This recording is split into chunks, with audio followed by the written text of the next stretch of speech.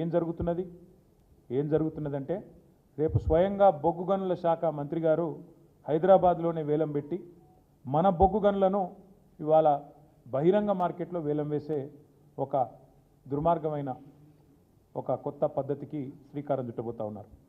ఇది ఆనాడు ముఖ్యమంత్రిగా కేసీఆర్ గారు రాసిన లేఖ 2021 డిసెంబర్ 8 కేసీఆర్ గారి లేఖ ఏమని, సింగరేణి అనేది ఒక ప్రభుత్వ రంగ సంస్థ. గతంలో బీహార్లో చెస్నా అనే ఒక ప్రాంతంలో మరి ఆనాడు ఒక ప్రమాదం బొగ్గుబాయిలో జరిగితే అక్కడ వందల మంది కార్మికులు చనిపోతే ఆనాటి అప్పటి ప్రభుత్వం, కేంద్ర ప్రభుత్వం ఒక నిర్ణయం తీసుకున్నది. ఏమని, మరి భవిష్యత్తులో బొగ్గు గనులన్నింటినీ కూడా పబ్లిక్ సెక్టార్ అండర్టేకింగ్స్కి అప్పచెప్పినట్టయితే రక్షణ చర్యలు కానీ ఇంకోటి కానీ తీసుకుంటారు జాగ్రత్త. కానీ ఒక విధానపరమైన నిర్ణయాన్ని ఆనాడు 1975-76 ప్రాంతంలో అప్పటి కేంద్ర ప్రభుత్వం తీసుకోవడం జరిగింది. దాన్ని ఉటంకిస్తూ కేసీఆర్ గారు ఉత్తరం రాసినారు.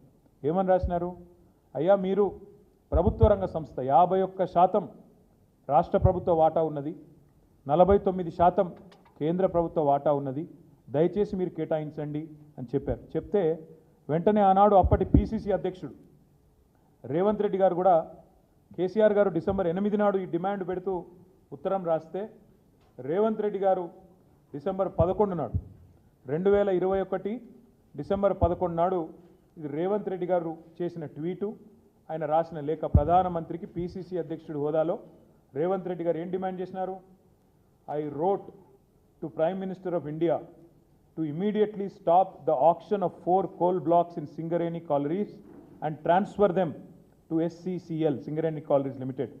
It is a matter of concern for thousands of skilled and unskilled workers. We Congress are with them in these tough times. ఇంకా లేఖ చాలా వివరంగా ఉన్నది. కోల్ బ్లాక్స్ని నేరుగా అలాట్ చేయాలి సింగరేణికి, ఆక్షన్ పెట్టవద్దు అని ఆనాడు పిసిసి అధ్యక్షుడి హోదాలో గౌరవ పార్లమెంట్ సభ్యుడిగా రేవంత్ రెడ్డి గారు ప్రధానమంత్రి గారికి రాసిన ఉత్తరం. కేసీఆర్ గారు రాయంగానే 3 రోజులకు రేవంత్ రెడ్డి గారు కూడా పేపర్లో ఆనాడు వచ్చిన కథనాలు, రేవంత్ రెడ్డి అర్జెస్ ప్రధానమంత్రి to stop the auction of coal blocks. ఆనాడు ప్రదేశ్ కాంగ్రెస్ కమిటీ అధ్యక్షుడిగా రేవంత్ రెడ్డి గారు. ఆ రోజు మేము ఊరికేనే అడగలేదు. ఆ రోజు మేము చెప్పిన దానికి కూడా లాజిక్ ఏంది అంటే, అయ్యా మీరు ఇది కొత్తది కాదు, మేము అడిగేదేం కొత్తది కాదు, ఇదేం కొత్త విధానం కూడా మేము తెరదీయడం లేదు. మీరు మీ ప్రభుత్వం వచ్చిన తర్వాతనే, మోడీ ప్రభుత్వం వచ్చిన తర్వాతనే ఒడిస్సా రాష్ట్రంలో కోల్ మినిస్ట్రీ ద్వారా నేరుగా 2 మైన్లను నైవేలి లిగ్నైట్ కార్పొరేషన్కు మీరే అలాట్ చేశారు. ఏ ఆక్షన్ లేదు, ఏ టెండర్ లేదు, డైరెక్ట్గా పబ్లిక్ సెక్టర్ అండర్టేకింగ్ కాబట్టి మీరే ఒరిస్సాలో 2 గనులను నైవేలి లిగ్నైట్కి అప్పచెప్పినారు. ఇది 2016 సంవత్సరం. ఇది 2016 ఫిబ్రవరి 23 క్లియర్గా రాసింది చూడండి. Coal ministry allots 2 mines to Neyveli lignite corporation. ఇవన్నీ కూడా మీకు నేను ఇస్తాను. తర్వాత దాంతోపాటు మోడీ గారి సొంత రాష్ట్రం గుజరాత్లో ఒక పబ్లిక్ సెక్టర్ అండర్టేకింగ్ కాదండి, అక్కడ 2 పబ్లిక్ సెక్టర్ అండర్టేకింగ్లు ఉన్నాయి. ఒకటి గుజరాత్ మినరల్ డెవలప్మెంట్ కార్పొరేషన్, అదేవిధంగా మరొకటి Gujarat industries power company limited. ఈ రెండిటికి కూడా ఆనాడు 2015వ సంవత్సరంలో మరి సెక్రటరీ కోల్ ఆధ్వర్యంలో జరిగిన మీటింగ్లో వారు నిర్ణయం తీసుకొని మొత్తం 4 కోల్ బ్లాక్స్, ఒకటి Panandhro extension 14.5 million metric tons Gujarat, బార్ఖందం Gujarat 7.2 million metric tons, Ghala 12.3 million metric tons Gujarat, Vastan 107 million metric టన్నుల ఈ 4 కోల్ బ్లాక్లను కూడా 2 పబ్లిక్ సెక్టర్ అండర్టేకింగ్స్కి మోడీ గారి ప్రభుత్వమే, కేంద్రంలో ఉన్న ఎన్డీఏ ప్రభుత్వమే గుజరాత్లో మినరల్ డెవలప్మెంట్ కార్పొరేషన్కి, గుజరాత్ ఇండస్ట్రీస్ పవర్ కంపెనీ లిమిటెడ్కు నేరుగా కేటాయించిన ఉదంతం కూడా ప్రెసిడెంట్ కూడా గతంలో ఉంది. ఒకవైపు ఒరిస్సాలో అక్కడ నైవేలి లిగ్నైట్ కార్పొరేషన్కు 2 కోల్ బ్లాక్లు, గుజరాత్లో 2 పబ్లిక్ సెక్టర్ అండర్టేకింగ్స్కు 5 కోల్ బ్లాక్లు కేటాయించినారు. ఇది చూసిన తర్వాత భారతీయ జనతా పార్టీ తమిళనాడు శాఖ అధ్యక్షుడు అన్నామలై గారు, ఆయన స్వయంగా ప్రహ్లాద్ జోషి అని ఆనాడు కేంద్ర మంత్రిగా ఉంటే ఆయన దగ్గరికి పరుగున పోయి, అయ్యా మరి అక్కడ గుజరాత్లో చేసినారు, ఒరిస్సాలో చేసినారు, తమిళనాడులో కూడా మరి ఈరోజు మీరు ఏదైతే ఆయన చేసిన ట్వీట్ ఇది ప్రహ్లాద్ జోషి గారు చేశారు ట్వీట్ ఏమని బీజేపీ అధ్యక్షుడు తమిళనాడు అన్నామలై నా దగ్గరకు వచ్చినారు ఈ rush to call upon me in Bengaluru with request to exclude 3 lignite mines from auctions in 7th tranche 3 lignite గనులు తమిళనాడు రాష్ట్రంలోని వాటిని మినహాయించండి వేలంపాట నుంచి అని చెప్పి బీజేపీ రాష్ట్ర అధ్యక్షుడు వచ్చి నన్ను రిక్వెస్ట్ చేస్తే నేను ఆ పని చేసి పెట్టినా అని చెప్పి ఇగో ఇది ప్రహ్లాద్ జోషి గారు స్వయంగా పెట్టిన ట్వీట్.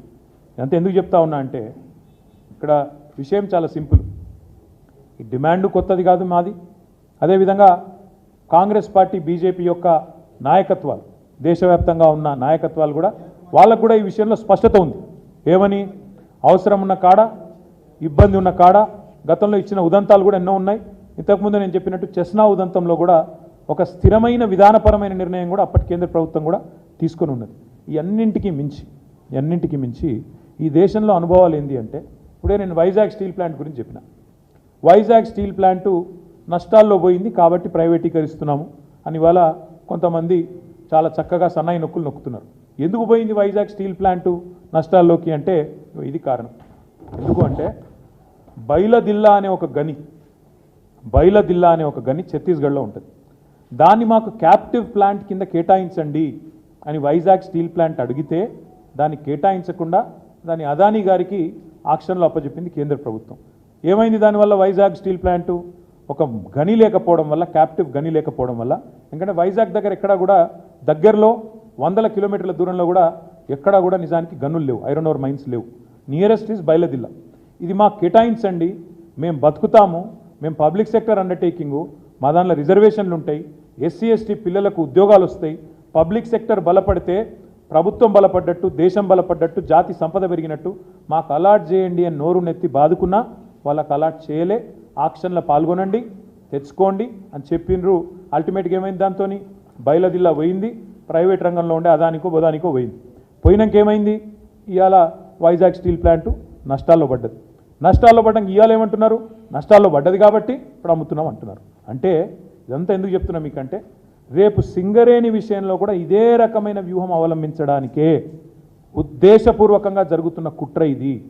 ఉద్దేశపూర్వకంగా సింగరేణికి కోల్ బ్లాక్స్ కేటాయించకుండా సింగరేణి కూడా వేలంలో పాల్గొనండి అని సన్నాయి నొక్కులు నొక్కే కిషన్ రెడ్డి కానీ అదేవిధంగా ఇవాళ ఆయనకు వంత పాడుతున్న బీజేపీ కానీ ఒక మాట చెప్పాలి.